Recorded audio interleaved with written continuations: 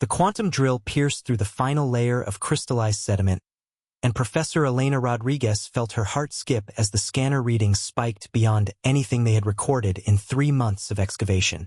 Beside her, archaeologist Marcus Thompson wiped sweat from his brow despite the Antarctic cold seeping through their thermal suits. "Elena, you need to see this," Marcus whispered, pointing at his ground-penetrating radar display. The screen showed a vast hollow space beneath them, stretching for kilometers in every direction. But more unsettling were the geometric patterns. Too perfect, too deliberate to be natural. They had been investigating unusual energy signatures detected by satellite imagery when their drilling operation uncovered something that defied explanation. The ice here was different, older than it should be, containing trace elements that didn't belong on Earth. As their automated excavator cleared away the last of the debris, a shaft of artificial light suddenly blazed upward from the depths. Elena and Marcus exchanged glances, their scientific excitement warring with primal fear. The descent took 47 minutes. Their platform lowered them through layers of ice and stone until they emerged into a cathedral-sized chamber that took their breath away. Bioluminescent veins pulsed along walls that curved in impossible geometries, creating an architecture that seemed to bend space itself. The air was warm and surprisingly breathable, though their instruments detected atmospheric components unknown to terrestrial science. "My God," Marcus breathed, his voice echoing strangely in the alien space. "How long has this been here?"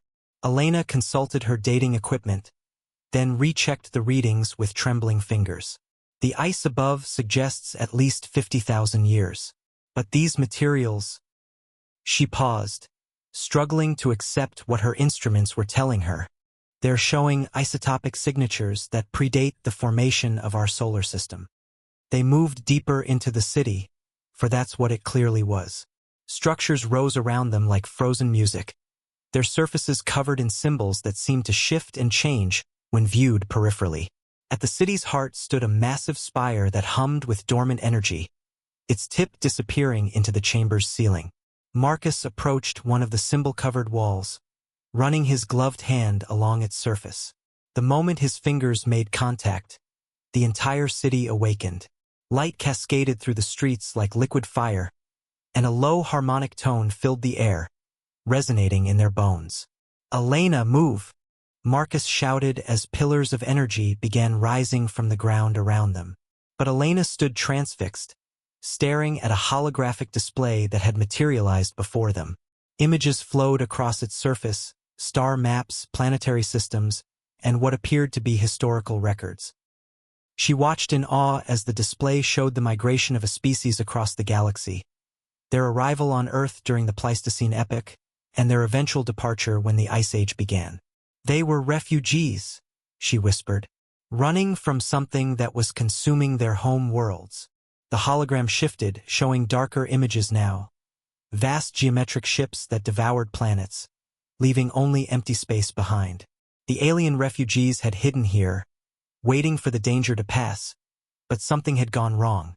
The final images showed them entering crystalline chambers throughout the city, their life signs slowly fading into suspended animation. Marcus grabbed Elena's arm. "We need to document this and get out. If this place has been dormant for millennia and we've awakened it." His words were cut short as the chamber began to vibrate. Throughout the city, the crystalline chambers were beginning to glow brighter.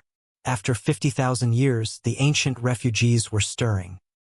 Elena looked at the star map still floating before them, showing the current position of Earth in the galaxy. The consuming darkness the aliens had fled was closer now, much closer than it had been when they first arrived. "We're not just archaeologists anymore, Marcus," she said quietly. "We're messengers, and I think we're about to meet the beings who've been waiting to deliver a warning that could save our world." The first chamber cracked open with a sound like breaking glass, and humanity's first contact with an alien species began not with radio signals from space, but with whispers from beneath the ice.